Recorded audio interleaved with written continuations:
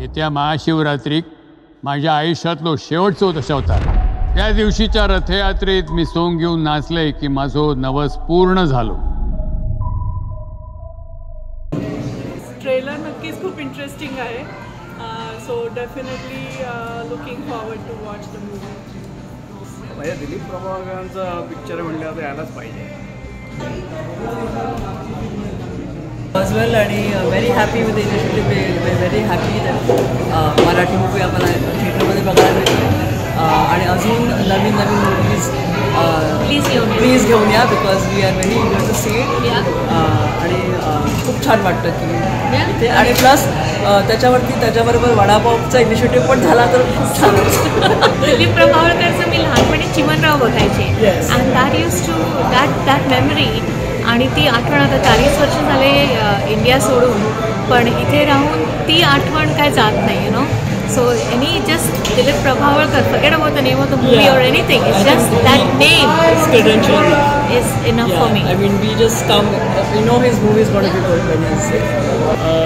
आम्ही दिलीप प्रभावळकर सरांची ॲक्टिंग बघायला आलो आहे. ऑफकोर्स या वयात त्यांनी खूप चांगलं ॲक्टिंग केलेली आहे आणि तेच आम्हाला मेनली बघायचं आहे. आणि स्पेशली गाणी खूपच छान आहेत. So we are already book to all the songs. मग तेच एक आहे की तेही एक बघायला मिळेल. आणि ऑफकोर्स दिलीप प्रभावळकर सरांना भेटलेलो आहे पूर्वी. त्यांचं काम काय आवडत आलेलं आहे. First of all thank you for all the promoters and the लोक ज्या लोकांनी मेहनत घेतली मूवी आणण्याची अटलांटामध्ये. Very nice of you.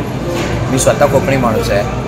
Ratnagiri गणपतीपुळ्याचा माणूस आहे. त्याच्यामुळे मूवीमधले जे काही कोकणाबद्दल सांगितलेले आहे त्याच्या प्रगतीबद्दल किंवा त्याच्या अधोगतीबद्दल होणाऱ्या land issues looking forward to really understanding at deeper level.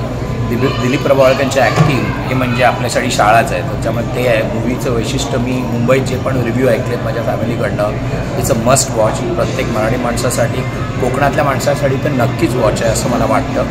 अपेक्षा आहेत. मी बघितलेले नाही पिक्चर पण फार मोठ्या अपेक्षाने जातो पिक्चर बघायला. And thank you again for Atlanta promoters and organiser for bringing this. मी अल्फारेटावर आलो आहे आणि अपेक्षा म्हणजे ॲक्च्युअली जे मी ऐकलं आहे एस्पेशली डिरेक्शन आणि ॲक्टिंग प्रभावळकरांची बघायला आलो आहे. आणि आज रत्नागिरी